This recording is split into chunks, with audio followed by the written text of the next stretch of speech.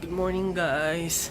Ito na nga yung kinakatakutan ko guys. Hindi ako pumasok ako kahapon ng gabi and then umuwi rin ako dahil may sakit po ako ngayon guys. Ito pakita ko sa inyo. Galing ako ng emergency room dahil ito meron akong in-inject ako, tapos intramuscular dahil sa muscle siya, and then yung isa naman yan IV. Tapos dahil sobrang pamamaga, nagmamanas ako guys dahil allergy ako sa gamot na niresita sa akin ng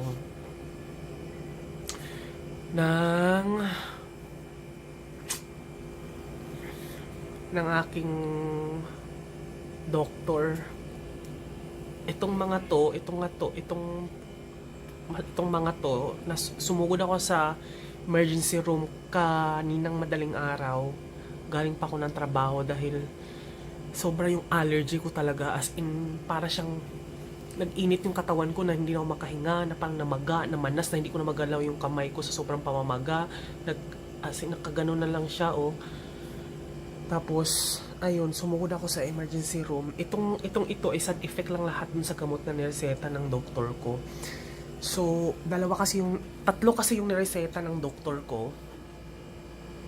Kasi bali 1 week na akong halos hirap na dumumi dahil sa constipated ako. So, tapos nagbi-bleed na yung Hernani Mayor ko pag sa sobrang kasi sobra kasing unhealthy ng mga food ko guys. Sobra talaga, as in kahit anong gawin kong hirap pula. Tagal ko lang hindi naggulay at tagal ko lang hindi nagprutas. Gusto ko yung mga kalitsong kawali. Nakita nyo naman sa mga vlog ko na mahilig ako sa mga matatabang pagkain na hirap digest. Dahil yun talaga ang masarap at yun lang din yung available na alam mo, ewan ko lang din, litsong kawali, yun talaga mga so nagbi-bleed siya hanggat sa nagkaroon ako sa sobrang pwersa ko siyang inire, nag-bleed siya, and then sabi ni doctor, finding is may hemorrhoids daw. So familiar na ako dyan, so hindi ko dapat to i-share dahil nga it can think against me. Pwede kasi akong husgahan, pero this is just part of my diary kasi na if ever what will happen to me, at least alam mayroon akong reference moving forward, kasi hindi lang naman ito yung unang panahon na ito lang yung unang pagkataon na pinost ko yung medical records ko online. Pero I think hindi ko alam kung ipa-private ko ba to, or kasi sabi ko nga medyo emotional ako. Sabi ko nga in social media there are things na we only shared para palakpakan tayo, and those are your highlights. We never ever put our lowlights sa social media because other people might judge you in a wrong way or might fabricate any stories against you na hindi naman talaga alam mo yun, hindi natin hawak yung utak nila. Pero since to begin with, sinasabi ko naman sa sarili ko na I'm doing this not just because sa mga manunood, but for myself, na to document whatever, kung ano man yung nangyayari sa buhay ko. Aminado naman ako na there are things na hindi ko shinare sa social media na isi-share ko din later on.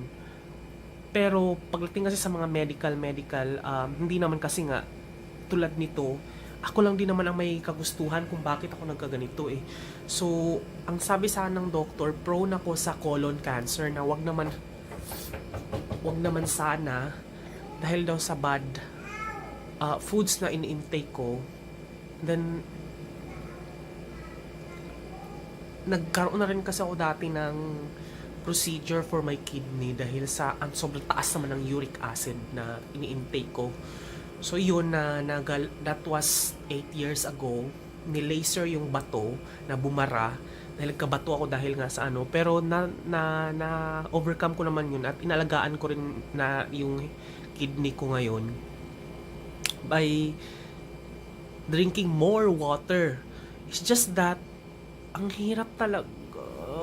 Ang hirap talaga. Kung nasa urban zone ka, ang hirap talagang mag-maintain ng healthy lifestyle kung fast pacing yung buhay mo. Kasi kung ano lang yung meron sa fast nga ang pacing mo, so fast food. Or di kaya kung ano lang yung nasa karinderya na matatabang food na hindi mo alam kung anong mga nandun. Aminado ko bago ako magkaganito, siguro 2 linggo ako naglilitsyon kawali. Sobrang sarap ng lechon kawali, guys, pero alam mo yun, it kills me softly para talaga. Ito, sobrang hindi ako namamaga ako dahil sa hindi ito yung main na sakit ko, kundi yung constipation na buti naman pinipilit ko talaga siyang ilabas. So, ang sabi ni doktor, nagpa-check up ako sobrang high. Nagpa-urinalysis ako, sobrang acidic ng ano ko. Tapos, meron ding na findings na UTI, urinary tract infection. So, kaya ulit-ulit din yung lagnat ko last week. Bago ko i-upload yung pag-unbox ko nung itong cellphone case. Masama na yung pakiramdam ko nun, guys. Pinilit ko na makapoproduce ng content. Pero nito, October 22 kasi ngayon, ipopost ko to, hindi siya edit, ay ko lang i-edit kasi magkukonsume ng panibagong ano.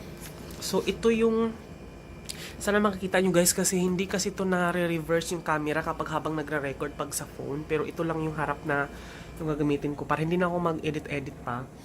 So, ito yung gamot na nireseta sa akin for my urinary tract infection. So, sana makita nyo. Yung auto-focus natin. Hindi kasi makikita eh. Basta ano siya,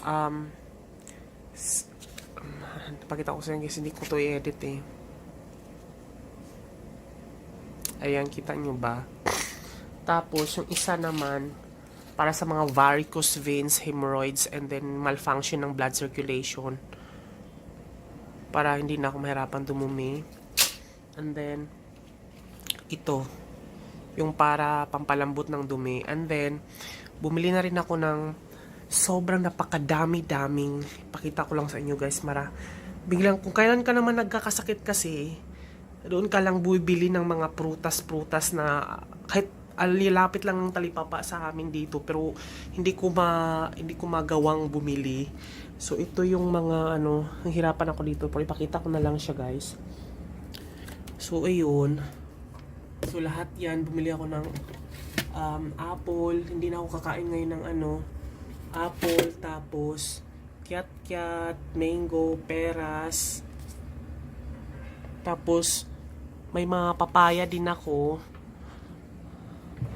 And then later siguro, baka maghahanap ako ng broccoli. Yun na lang yung ilalaga ko. And then, papapakin ko na lang siya. Never, pero pipilitin ko na puro gulay yung kakainin ko for a span of 1 month. Baka makasanayan ko.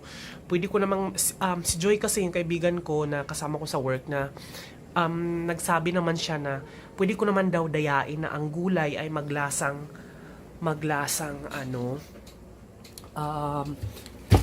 karne. Like for broccoli, pwede ko siyang hiwa-hiwain and then ipreto ko siya, nalalagyan ko siya ng breading, yung parang sa chicken breading para magmukha siyang karne. Tapos bili ako ng tokwa, toge, yung mga ganun. Kahit prito-prito siya, pero at least hindi siya as in meat. Para magbago yung ko. Kasi nito lang to. As in, hindi ko alam. Actually, matigas talaga yung constipated talaga ako parati na every now and then may spot or may bleed. Dahil, I don't know what's the reason. Ayoko naman magmalinis, pero I don't know, marami sigurong factor. Nawawala naman siya, yung pamamaga, nawawala siya. Kapain ko nga. Wala siyang, kasi pangatlong ko na to eh. Pangatlong take ko na tong dalawa na to. Yun, pangatlong yung para sa antibiotic at para dun sa hemorrhoids. Nawala, as in, wala naman, hindi na siya masakit. Pero kagabi, pinilit kong umerna, may bleeding ng konti. Pero ang bleed niya is fresh, which is sabi naman ni doctor, okay daw kapag fresh, at least yung sugat is nasa taas lang bago lumabas yung dumi. Kasi pag black daw, kapag ang blood na nagaling doon sa taas, ay nahaluan na ng acid, black ang lalabas, yun yung malala daw yun kasi pwedeng cancer siya or pwedeng ano. Pero babalik ako ng after 7 days kung tatapusin yung lahat ng inumin ko yung gamot na to. And then, baka i-recommend ako for colonoscopy para titignan yung colon ko kasi prone daw ako sa colon cancer. Wag naman po sana kasi, well anyway, hindi ko alam kasi prepared na rin naman ako dahil may alam ko may insurance. Pero ang hirap kasi na may sakit guys kasi alam mo yun. And then, what else? So, ito yung nakadalawang nakadalawang dosage na ako kasi 2 times a day to eh. So, nakadalawang dosage na ako nito. Wala akong napansin na reaction sa katawan ko. And then, ito kasi, yung pampalambot ng dumi, as needed siya. So, kahapon ng 11 a.m., na which is nakapangalawang dosage na ako ditong dalawang gamot na to, sinundutan ko nito kasi sabi kasi ni doktor, gata daw yung iinumin ko para lumambot at magkaroon ng lubrication at lumabas. Sabi ko, no, parang di ko naman yata. Parang natatamaran din ako bumili ng ano doon, gata sa palengke. Tapos parang ano kayang lasa nun pag ininom. Pero ito rin yung ininom ko. Sabi niya, nasa sayo daw kung ibibili ko to, pero reseta ko na lang daw niya. Pero sobrang, ito yung pinaghihinalaan ko na sobrang allergy ako. Kaya namaga yung buong katawan ko. As in, namanas talaga, girl. Kaya tingnan mo naman, oh. Pakita ko sa inyo. Nagtutubig siya. Ayan, oh. Ayan, oh. Itong pagtutubig na to, reaction pa to kahapon. So, nagpa-ER ako kasi pumasok pa ako sa office eh. Tapos naghihilo ako, tapos nagsusuka. Wherein, imposibleng galing doon sa dalawang gamot na nauna. Pwede kasing delayed reaction eh. Pwedeng galing doon sa dalawa. Kaya hindi ko alam kung saan sa tatlo yung sobrang allergy ako. Dahil wala akong allergy sa gamot eh. May allergy lang ako sa pagkain, chicken skin, tsaka ng pineapple. Kaya hindi ako kumakain ng ganun. At ang reaction sa akin ay hindi naman pangangati, kundi hirap sa paghinga or asthma.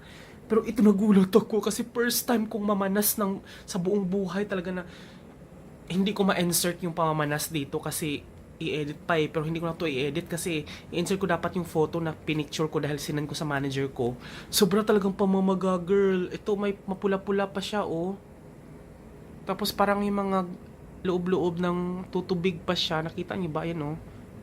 May pagtutubig pa yan, oh. Ayan, oh. Yung gitnang yan. So may pagtutubig pa yan. Tapos ito, mamula-mula pa yung kamay. Pero sobrang lala nito. Buti na lang nagpa-emergency room ako, delikado daw pala pag ganun. So, ayun, sabi ni doctor, itigil ko daw muna yung, yung sa ER doctor, tigil ko muna yung gamot. Pero, sabi ko sa sarili ko, laruin ko muna kung ano yung nag-trigger sa allergy. Kasi, injectionan na nila ako ng prednisone or steroids para hindi mamaga at tapos yung antihistamine na sa IM. Sobrang sakit nga ng muscle kasi intramuscular siya.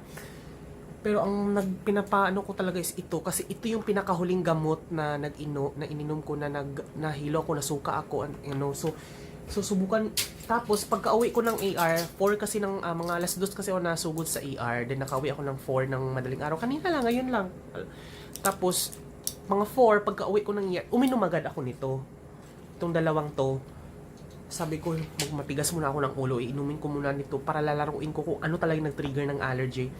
As of now, 11:45, wala naman akong naramdaman na, maharamdaman mo kasi, syempre, nag-a-absorb na yun sa katawan eh. Tapos kung may allergy ka mismo, alam mo may, kahit pa paano, hilo, or yung masama yung pangkiramdam mo, or lalagnatin ka, tapos, wala naman, so far. As in, never ako nakaramdam. So, malamang sa malamang ito talaga. Tapos, itutuloy ko ulit kasi mamayang alas 3 ng hapon, iinom ulit ako nitong dosage na to. Yun na yung pangalawa. Titingnan ko mamayang gabi kung mamamaga ulit. Kasi kung mamamaga, so dito ko talaga siya i-blame ito antibiotic na to at saka yung gamot sa hemorrhoids. Tapos ayoko nang i-try. Ayoko nang laruin, ayoko nang i-test sa sarili ko kasi ang hirap talaga pumunta ng ER na namamaga ka, hindi ka makasulat. Kaya hindi nagpa-send home na ako. Pumasok pa ako sa trabaho actually. Nung hinatid ako ng motor na sundo ko dito, nagtaka siya bakit hindi daw ako nagsasalita sa likod. Yun pala, nahihilo na ako. Sus, buti na lang nagsabi ako na, Kuya, tabi muna tayo, ganun. Sumuka ako kasi kung hindi, baka malaglag ako sa motor dahil nahilo na ako. Tapos, nagtaka siya, sir, kaya bakit hindi ka sumasagot? Ganyan. Tapos ayun, papunta ako ng work nun. Tapos sumuka ako. Nung sumuka, dapat susugod na kami sa St. Luke's dahil sobrang sama na panahon. Pero nung nasumuka ako, nawala naman. Umokay na yung, nawala yung hilo ko, ganun.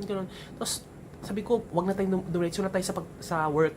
Nung dumiretso ako sa work, ayun, ang napansin ko yung pamamaga ng kamay ko na sobrang bilis ng progress na within 2 hours, sobrang hindi na ako makapag-type. Tapos yung lumabas na yung pagtutubig tulad nito. Kita niyo ba yung pagtutubig, guys? Ayun, laki ng bukol. Ano? Kita nyo ba? Ito mismo, oh. Hawakan ko. Ay, basta ito, oh. Ito.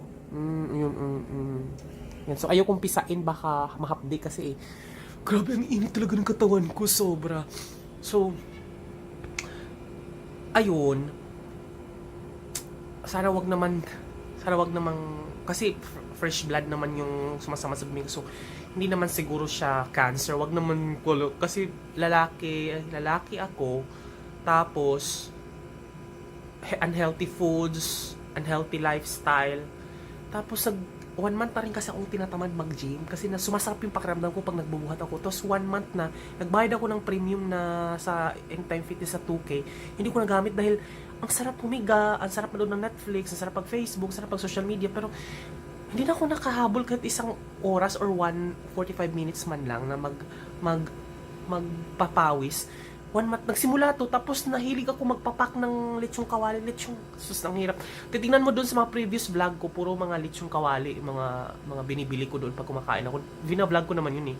Hindi ko lang siya ma-insert dito, pati yung picture ng pamamaga ng kamay ko dahil ayaw kong i-edit. Gusto ko yung raw file, yung pakita.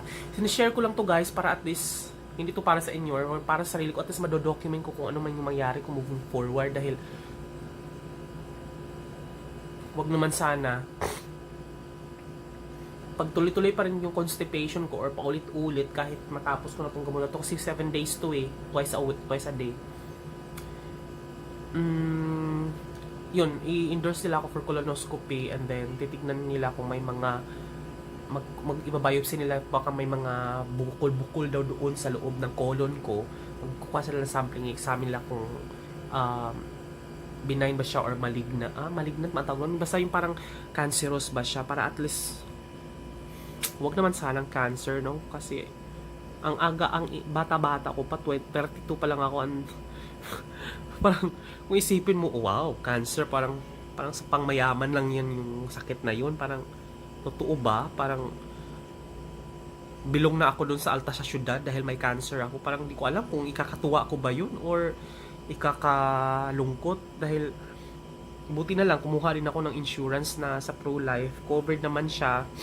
Malaki naman yung coverage na kinuha ko. Pero sino bang gustong mapakinabangan yung, sino bang gusto mag-claims? Ang hirap kasi matitigil yung pagtatrabaho mo. Hindi pa ako handa. So sana wag naman sana. Pero kung gusto nilang i-colonoscopy at i-examine, i-biopsy nila, okay lang, at least mas maaga, malaman natin kung baka i-chemo ba or radiation. Ang aga ko, nag-overthink ako agad. Baka hindi naman kasi talaga. Diyos ko, kailangan ibahin ko lang yung lifestyle ko, matutulog na ako, tapos kakain na ako ng mga Diyos ko, burger. Wag na burger. Hindi na talaga ako mag-burger. Anything that has something to do with meat, kahit parang i-deprive ko naman yung sarili ko nito. Paano ba? Basta, paano ba? Hindi naman pwedeng burger tapos gulay. Yung paano kaya yung... Kasi sobrang, alam mo yun, may mga bagay kasi na kailangan mo rin tikman. Kahit paano, tikman lang, ganun. Pero hindi naman siguro araw-araw. Sa akin kasi, inaraw-araw ko talaga, halos pag umagahan ko, lechong kawali. Kasi dito sa likod, sa amin ng kondo, may karinderya doon na Bisaya nagluluto. Yung lechong kawali nila, parang, ang sarap talaga. Tapos lechon, ay ko talaga. Siguro ngayon ang mga kinakain ko lang hanggang ito, mga saging, mga prutas. Mamaya gagapang ako magmamalengke ako ng mga gulay, and lulutuin ko siya. Pwede ko naman daw i-microwave ron or ilaga. Tapos fresh gulay lang mismo, half cook lang, yun lang yung kakainin ko, and then sausaw ko na lang siya para magkaroon ng taste. Tapos sa protein ko, hindi na ako kakain ng meat kasi meron naman akong protein. Ayan yung itong protein na to na supplement. Pwedeng din ako kukuha ng protein. Sa carbo ko naman, baka rice pa rin naman kasi good thing naman hindi naman mataas yung sugar ko. Genetically wala naman kaming pamilya na lahi namin is high blood tsaka asthma, pero wala kaming lahi na may colon cancer or kidney failure or diabetes. Wala kaming ganun. So genetically sana wag naman kasi di mo rin kasi alam yung family history ng bonggang-bonggang-bongga eh. Tsaka kahit naman genetically wala kayo nun, pero kung ang environmentally meron kayo dahil sa mga pinapasok sa katawan mo, magkakaroon ka pa rin kung hindi ka talaga inalagaan yung sarili mo. Ayun, sobrang dadal ko na guys, medyo high pa ako. Talagang high pa ako dito sa mga pinag-inject sa akin ng mga gamot. Naantok ako, nanghihina ako. Gusto kong bumalik sa doktor ko doon sa nagreseta nitong gamot na to. Pero aralin ko muna, siguro inom muna ako kasi nakainom na ako ng unang dose, yung pangalawang dose mamaya alas 3, pag mamayang gabi wala pa rin namamaga, so ibig sabihin okay pala yung gamot na reseta except dito na pangpalambot ng dumi. Sugar lang daw to pero parang pangit sa katawan yata sa akin kasi sa mga findings. Yung paa ko, ayan namamaga siya, kita nyo ba, pulang pula. Grabe yung allergy ko talaga. Grabe yung allergy parang ito yung mga sakit ko ngayon, parang pang mayayaman, nakakaloka. Yung mga ganito nagsasaka siguro ako nito kung nagsaka ako nito sa probinsya, hindi naman siguro ako magkaka-allergy, ganun. Parang yung mga magsasaka, magningisda, karpentero, yung mga blue collar job, parang hindi nagkakasakit ang mga ganito. Pero yung mga young professional tuloy na ang sasarap na mga kinakain, nagkakasakit-sakit pa. Ewan ko ba, ewan ko. Hanggang dito lang muna guys. Thank you so much for watching. Love you, I love you, I love you. Maga pa siya pero natutupi ko na siya. Kahapon talaga para akong napapaso. Bye guys, update ko lang to Thank you, hindi ko to edit. Hindi ko mapakita yung picture ko na namaga yung katawan ko at mukha ko kasi hindi ko to edit. Nandito kasi nakasave sa phone na to Pero anyway, baka i-post ko na lang siya doon sa community tab. Kaya kung mag-check kayo maya-maya para at least alam niyo yung update ko. Salamat guys. Nakakaloka daming mga kemerot dito sa buhay. Bye-bye.